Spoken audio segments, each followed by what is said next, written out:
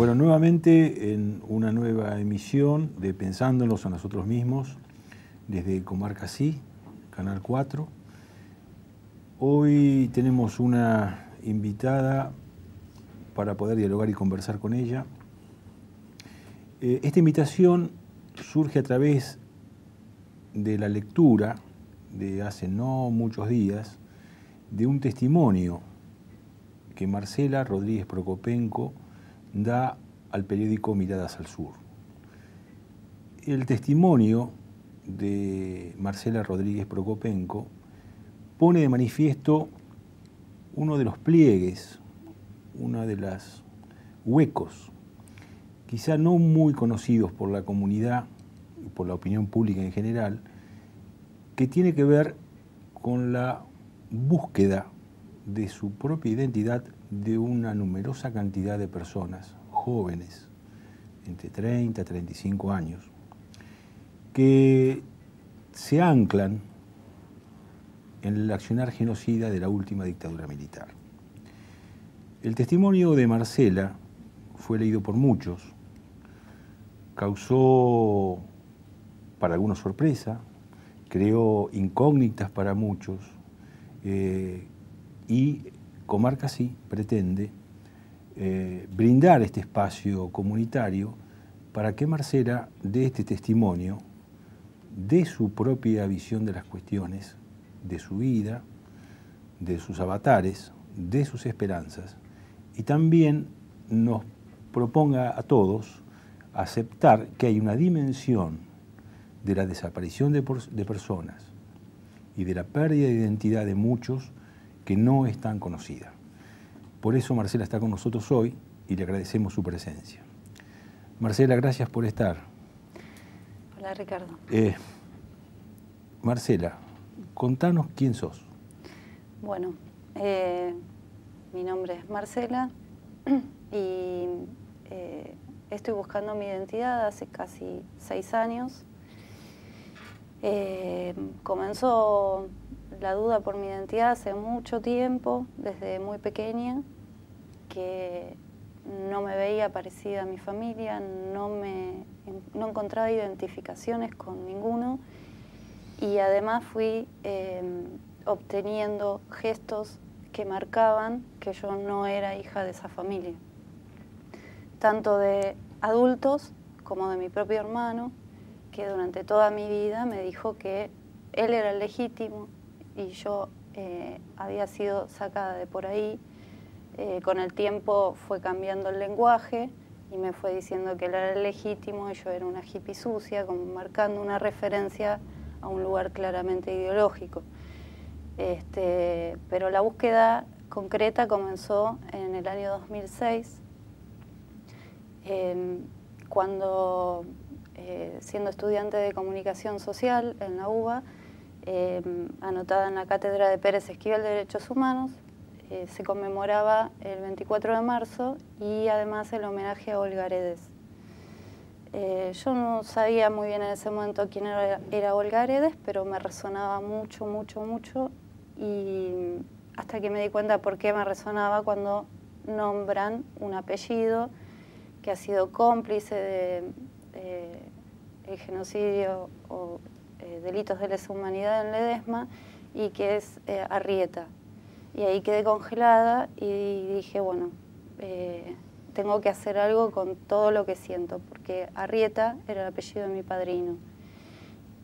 Y de ahí en más comenzaron a venir a mi mente todos los recuerdos que yo conservaba sin comprender qué sentido tenían a mi mente desde ese momento. ¿Qué edad tenés ahora, Marcela? Ahora tengo 36 años. ¿Qué edad tenías cuando surge esta incógnita, este requerimiento a tu memoria que surge a partir de la universidad y del espacio de Pérez Esquivel? Y tenía casi 31. 31 años. Sí. ¿Quién era Arrieta? Arrieta era el esposo de la hermana mayor de mi mamá, y él, por intermedio de un pariente de él, que era un militar de Tucumán, que participó en el operativo Independencia, le concede el abastecimiento de combustible a aviones, que era el JP4, no sé si se sigue usando, y estaba establecido en Pajas Blancas, en cercanías del aeropuerto de Córdoba. Y por este trabajo él hacía el triángulo de Córdoba, Tucumán, Jujuy, y además sus hijos, que hoy tendrían alrededor de unos 60 años, participaron, según lo que se contaba en mi casa y se los homenajeaba, que habían participado del operativo Independencia. ¿Como militares o parapoliciales? Parapoliciales, sí. Aparentemente ninguno de ellos llegó a integrar las fuerzas. Pero bueno, teniendo ese antecedente, después otro familiar le consigue el ingreso a la escuela de suboficiales Sargento Cabral, Campo de Mayo. ¿En el año? En el año abril del 76, 1976. A uno de los hijos de Arrieta. A uno de los hijos de Arrieta. Y como él ya habría tenido este antecedente, le rechazó ese trabajo luego de su paso durante 3 meses por la escuela de suboficiales, argumentando que él ya no estaba para eso, que él estaba para más. Dejó ese trabajo y se volvió a Córdoba, y de ahí se fue a Jujuy, donde sé que logró entrar, no sé de qué forma ni desempeñándose en qué cargo, en el Ingenio Ledesma. Ya en el año 76. En adelante. Momento en que ocurre el famoso apagón de Ledesma. Sí. ¿Cómo recuperás estos recuerdos, este relato que hoy de alguna manera entra en detalles importantes acerca de las vinculaciones de tu familia adoptiva, digamos, y la represión en Argentina? ¿Cómo llegaste a esto? Yo tengo muy buena memoria.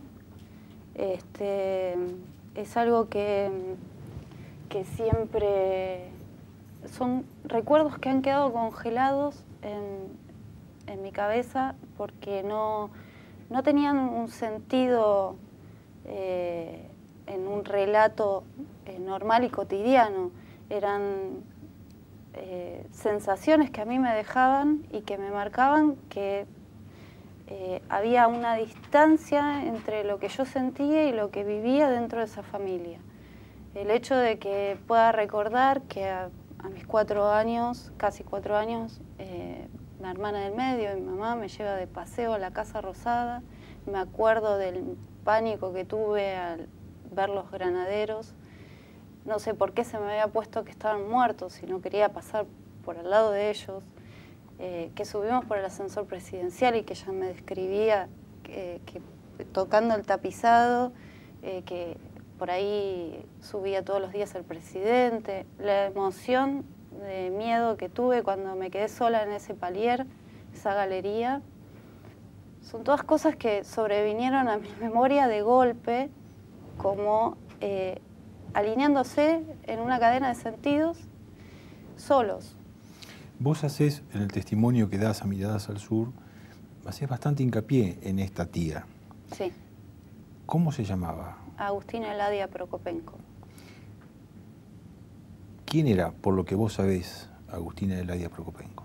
Era un agente de la CIDE con bastante soltura dentro de las fuerzas, aparentemente, según lo que ella decía.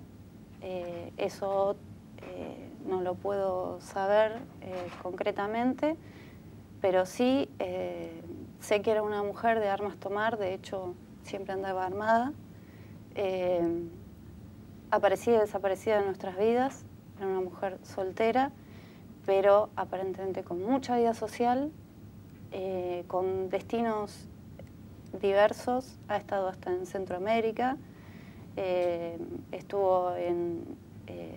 ha hecho viajes con los militares narrados por ella, que incluso llegaron hasta Miami y han sido extensos y en reiteradas oportunidades.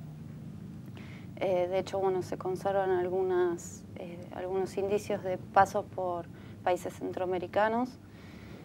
Y bueno, también ha recorrido el país extensamente, incluso hay relatos de que ha estado en base Marambio, siempre muy ligada a gente de la Fuerza Aérea y del Ejército sobre todo.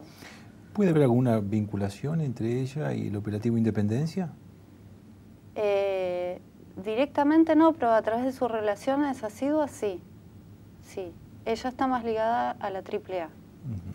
Pero sí, ella al ser CIDE era intrafuerza. Tenía vinculación con todos. De hecho, mi pediatra, que me lo puso ella, era personal civil de la ESMA. Médico de la ESMA. Médico del Hospital Naval, pero personal civil de la Escuela Mecánica de la Armada. ¿Ha sido mencionado ese médico en los juicios de la ESMA? No sabría decirlo. Bien. No he revisado el juicio de la ESMA. Debería. ¿Ese pediatra continuó siendo siempre tu pediatra o hubo algún cambio? No, hubo un cambio a partir de mis 10 años, que este individuo comenzó a abusar de mí con el consentimiento de mi madre, y quien suspende esta acción es mi tía, justamente, que un día me até a la pata de la cama diciendo yo ahí no voy más, y mi mamá me quería obligar a ir igual, y la que suspende este contacto y me cambia de pediatra es mi propia tía. ¿Dónde te atendía? Me atendía en su consultorio privado, que tenía ciertas particularidades. No tenía secretaria privada ni administrativa y era como un búnker. Tenía una cámara, abría y uno entraba a la sala de espera que brotaba la música clásica, todo lo que da, no se podía ni hablar con el que estaba al lado. ¿Existe? ¿Está vivo? Sí. Marcela, vos haces relación en el testimonio que brindás a Miradas al Sur, evidentemente pegó muy fuerte esa visita a la Casa Rosada, el acercamiento con el dictador Videla, la familiaridad con que esta tía se manejaba con él, y hacés mención que sale con un sobre. Sí. El relato queda ahí. ¿Cuáles son las certezas o aún las fantasías que vos puedas tener acerca de qué había en ese sobre? Certeza no tengo ninguna. Lo que yo sospecho es que o bien pudieran ser tareas que le delegaba, destinos, o también es algo que asocio con relatos que ella misma ha hecho, que bien pudiera ser lista de distribución de niños, porque ella siempre se jactó, siempre me hacía hincapié en que ella tenía mucha experiencia con niños y que había cuidado muchos bebés. Y a mí siempre me llamó la atención eso, porque yo era la más chica y generacionalmente tenía un salto entre 10 años con mi hermano y el resto tenían 20 años más que yo. Y no tenían hijos, no había bebés, no había posibilidad de contacto con bebés. Y es un relato reiterado, incluso hasta el nacimiento de mi primera hija. ¿Viste alguna vez tu partida de nacimiento? Sí. Estoy anotada como hija biológica, nacida en domicilio, con una partera que aparentemente está implicada en causas de Campo de Mayo. ¿Vive? No sabría decir porque no he logrado, vía judicial tampoco he logrado obtener datos de ella. ¿Los organismos de derechos humanos conocen su nombre? Me han dicho que está relacionada en causas de Campo de Mayo. O sea, Arrieta, Campo de Mayo, la tía, CIDE, AAA, parapoliciales, un médico vinculado también con las Fuerzas Armadas, además un macabro médico, sí, y una partera también mencionada. Son demasiadas cosas. Vamos a hacer una breve interrupción y nos vas a relatar, si a vos te parece, hasta dónde la ciencia y la genética te ha ayudado, pero también te ha dejado un costado. Gracias.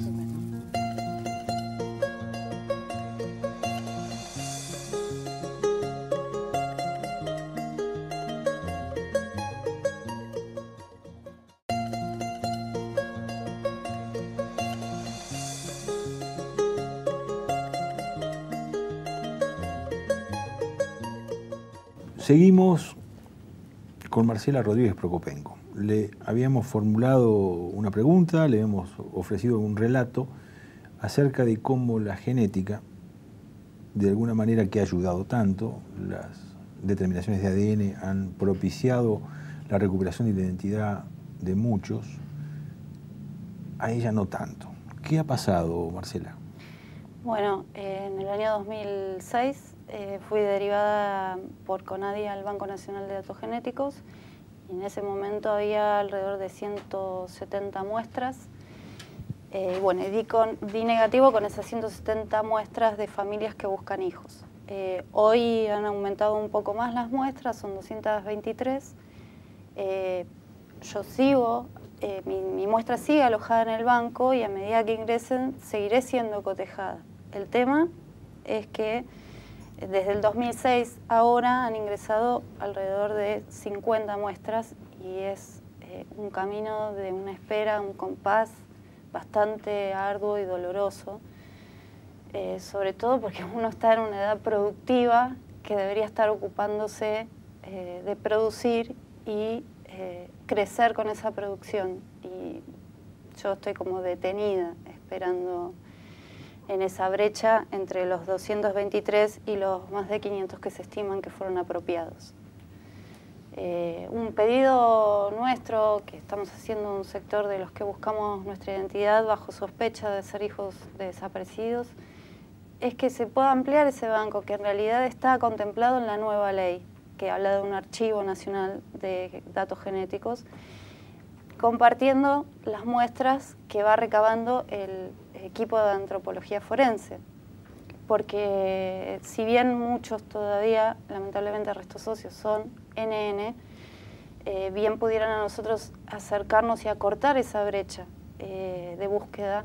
No importa si es un NN, porque si está emplazado en un cementerio, se puede saber más o menos de dónde fue desaparecida esa persona.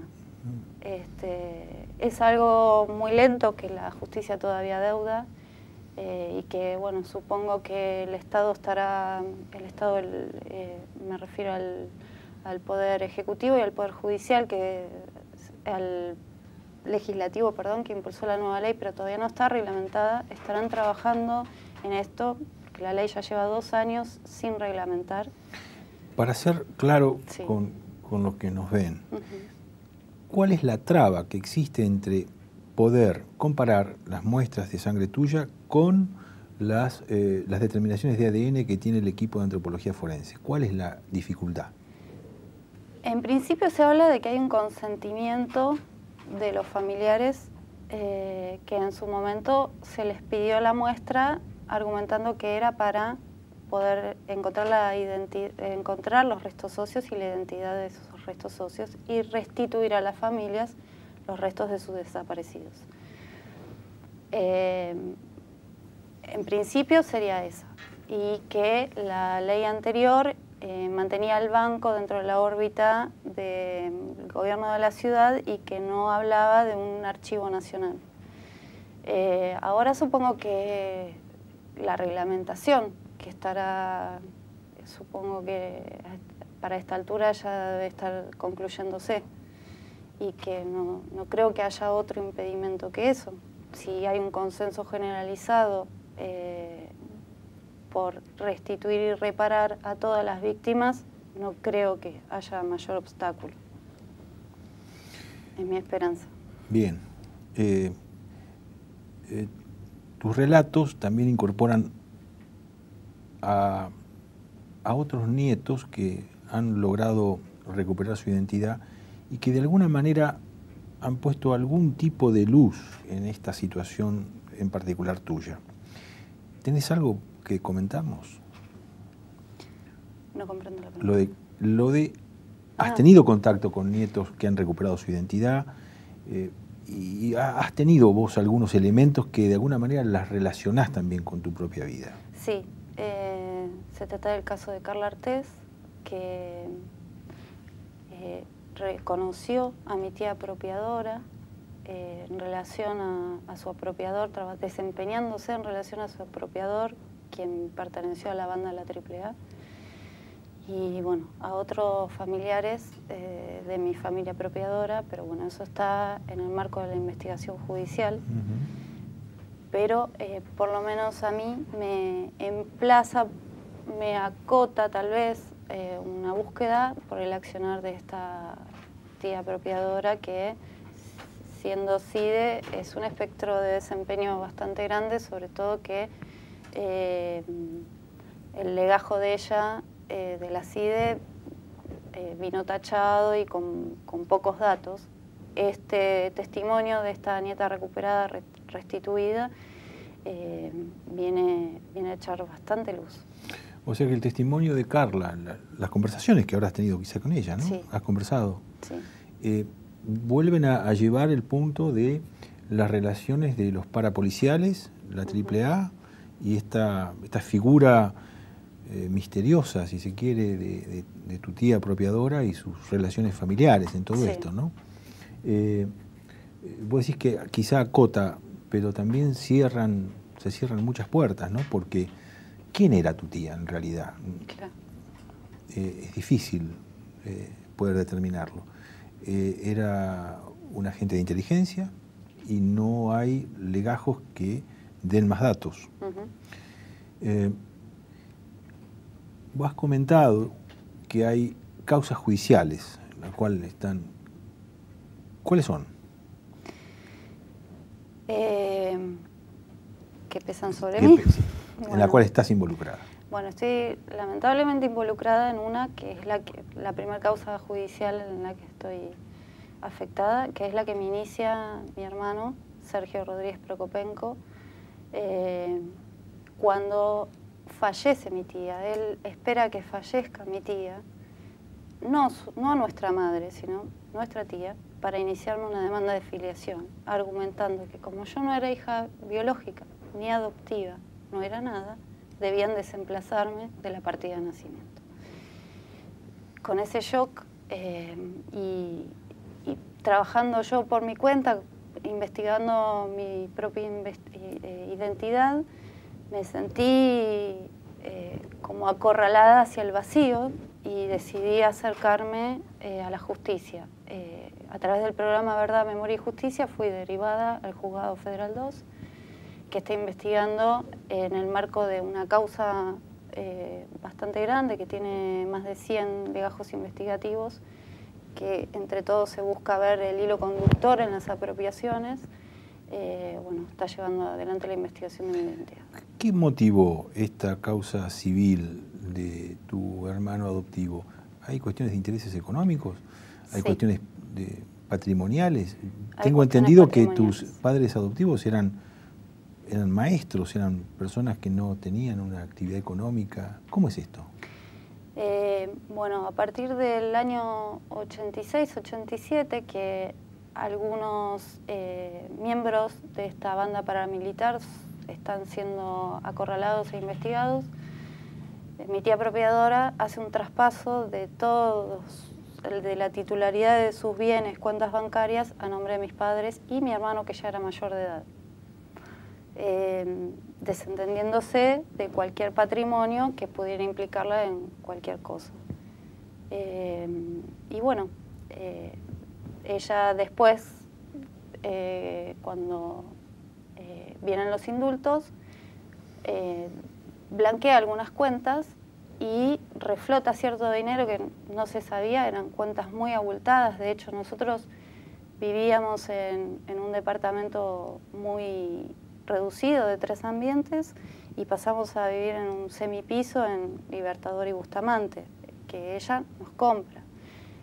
Nos mejora la casa quinta, nos empieza como a desprenderse de dinero, a la vez me lleva a mí de paseo por Europa, además de las propiedades que ya estaban. Bueno, todo eso quedó a nombre de mis padres finalmente y bueno, para no chocar con el deseo de mi tía, que si bien ella estaba muy asustada y no sé cómo, de qué otra forma llamar, que yo me hubiese enterado de que mi llegada a esa casa tenía que ver directamente con su responsabilidad y todo lo que se tejió alrededor, más las cosas que ella misma me contó y no pudo negar, que ella tuvo entrenamiento en la CIDE, de que fue una persona considerada, que ella misma se encargó de transmitirme a mí. Bueno, mi hermano por ese peso tuvo que esperar a que ella falleciera, que no fue fácil porque incluso él me bloqueó el acceso a ella, todo diálogo, e incluso me ocultó su muerte. Yo me enteré 2 meses después de su fallecimiento, de su deceso. No pude despedirme, ni siquiera sacar algún dato más, nada. ¿Alguien citó a declarar al pediatra o a la partera? Cuesta todo muchísimo. Estamos lamentablemente en un juzgado que, si bien tiene voluntad, hay solamente una persona destinada a todas las causas y cada pedido al Naval el legajo, a la ESMA el legajo de servicio civil, perdón, eso corresponde a defensa, el legajo de esta persona y la citación y todo, llevan tiempos extensos, muy extensos. Estamos en eso, pero... ¿Cómo es tu vida? Y mi vida, puedo decir que la verdad que al margen de esto, estoy muy bien. Tengo mi propia familia, tengo 2 hijas hermosas, un marido que es un compañero de la vida, que me sostiene la mano todo el tiempo y me da el coraje que a veces suele escasear. De mi hija mayor, a pesar de que es una pequeña, que tiene 8 años, también debo decir lo mismo porque ella sufrió el cercenamiento, sus lazos familiares, pero ella me dice: mamá, si vos no encontrás y un día no estás más o estás cansada, yo voy a seguir buscando por vos. De hecho, bueno, como contaba en esa nota, ella es la primera que enfrenta a mi madre y le dice: vos no sos la mamá de ella, en un tono enojado, a los 2 años y medio. Y además, bueno, trabajo, estoy tratando de concluir mi carrera, la licenciatura en comunicación, y bueno, tengo un interés también muy fuerte y genuino por recuperar mi identidad, y que me lleva bastante tiempo y bastante desgaste. ¿Qué es lo que puede hacer, ya no las instancias de las organizaciones de derechos humanos, ni la justicia, qué puede hacer la comunidad por vos? ¿Qué le podríamos pedir como ayuda? Y creo que el hecho de avalar la unificación de los bancos y de pedir no sé, esto, ahí me trae. Es una pregunta muy amplia. Más testimonios, más relatos, más memoria, más comprensión pública de esto. Vos haces mención que hay miles de casos como el tuyo. Sí. Comprender, por un lado, que si se dice que tan sueltamente que si uno da negativo en el Banco Nacional de Datos Genéticos pertenece al tráfico, y ahí concluye al tráfico de niños. Al tráfico de niños. Sí, a otro tipo de adopciones ilegales, pero otro tipo. Sí. Eso es clausurar la historia. Es clausurar, pero es clausurar de una manera ciega, porque dar negativo hoy en este banco no es un negativo rotundo. Mismo los casos trascendentes que han trascendido el ámbito de los derechos humanos y que han estado en el tapete, como el caso Noble, tampoco se puede decir que estén excluidos totalmente. El hecho de que falte la información de la brecha de los 10.000 desaparecidos, que hoy se tiene un mapa tampoco del todo asegurado, a los 30.000, lo mismo ocurre con sus hijos, los descendientes de esos 20.000 que todavía están a oscuridad total. Creo que falta un largo camino por recorrer en esa información y para poder cerrar esta etapa histórica y que todos podamos mirar hacia adelante con un pasado certero, hay que poner todas las herramientas a disposición de una vez, sobre todo con la disposición que tiene la sociedad para saber y la disposición que tiene el Estado para reparar. Me parece que ese paso hay que darlo de una vez. Los jóvenes que están en tu situación, ¿se han agrupado? ¿Se encuentran? Algunos nos hemos agrupado dentro de ese agrupamiento sin nombre y sin una estructura formal.